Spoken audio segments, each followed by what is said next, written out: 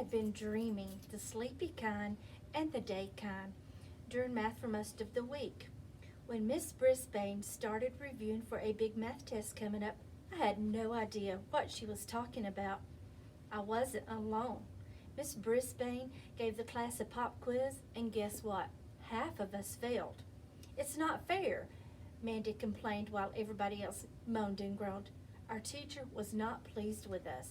All right, class, the quiz won't count toward your grade, but for the rest of the school year, you know this builds on these concepts. You've got to master these problems.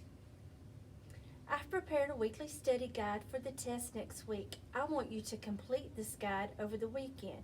You should have heard the moans and groans then. I'm sorry, class. This is important to me and to you, Miss Brisbane insisted.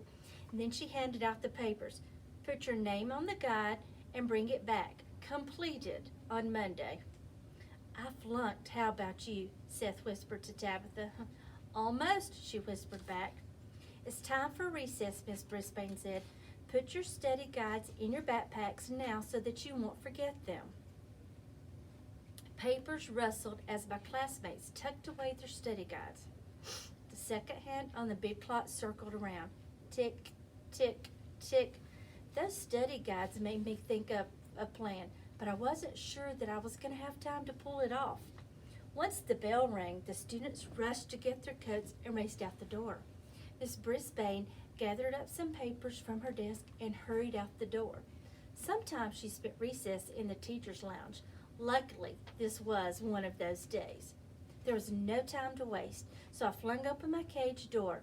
Og, don't you tell a soul what I'm about to do, I told my neighbor. It's not easy to get from my cage to the classroom floor, but I mastered a technique. First, I slid down the smooth table leg. It wasn't difficult, but it was a bit too fast for comfort. The way back was more challenging. I couldn't slide back up the leg, so I'd grab onto the cord from the blinds and swing myself back up.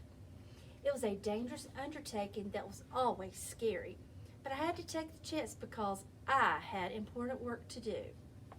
Once I hit the ground, I scampered over to Seth's chair. His backpack was on the floor. Happily, he'd left his study guide sticking out of the pocket.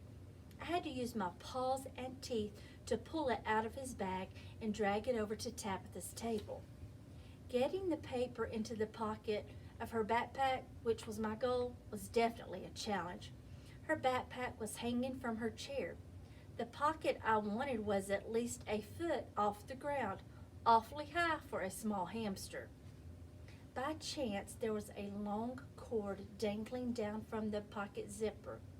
Holding the paper firmly in my teeth, I grabbed on and tried to pull myself up with all my might. Boing! Og was trying to tell me something, but what? Just then the bell rang. It seemed much louder than usual. So that's what he was trying to tell me. He was trying to warn me and that I was going to be in serious danger of being caught outside of my cage. I was also in danger of being trampled on by large feet. At least they were compared to me.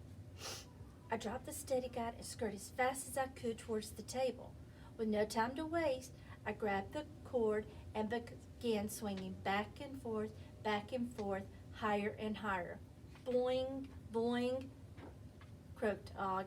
I know, I squeaked back. My stomach did flip-flops as I saw the edge of the table. I took a deep breath and leaped onto the tabletop. Mrs. Brisbane opened the door and I could hear the thunder of feet as my friends rushed into the cloakroom. I sprinted across the table. Please don't let them see me. Please, please, please, I thought as I darted into my cage. I pulled the door behind me and collapsed on a pile of wood shavings. I held my breath, waiting to hear if I had been caught in the act. I heard Miss Brisbane's footsteps approach. Why is that cord swinging like that? She wondered out loud. That's odd. Og began splashing like I had never heard him splash before. Boing, he croaked, boing. Calm down, Og, said Miss Brisbane. Are you hungry or something? She told Art to feed him some of his beloved bugs. Og had made sure Miss Brisbane switched her attention to him so she'd forget about the cord. For the first time, I was pretty sure that the frog was talking to me, even helping me possibly. Maybe he was friendlier than I had figured, had helped me get back safely, thank goodness, although my mission had failed.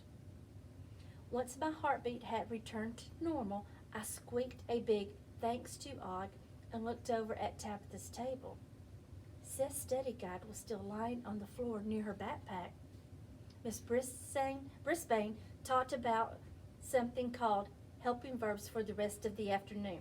When it was almost time for the bell, Miss Brisbane reminded the class about their math study guides. Tabitha, I believe yours is on the floor. Put it in your backpack, please. Yes, I squeaked out loud. This was too good to be true. So the bell rang. Seth grabbed his backpack and headed to the cloakroom. Tabitha didn't bother to look at the paper. She just stuffed it in her backpack pocket. Hooray! She also put Smiley into her bag as the other students streamed out of the classroom. Soon, Tabitha's mom, her foster mom, arrived to pick us up for the weekend. When I glanced over at Og, he looked a little gloomy, despite that stupid grin plastered on his face.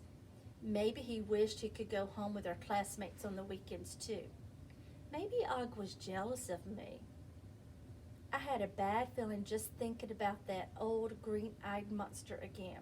Suddenly, I felt sad, sad, sad about leaving Og alone for the whole weekend. So our friendship quote is, "A friend is what the heart needs all the time."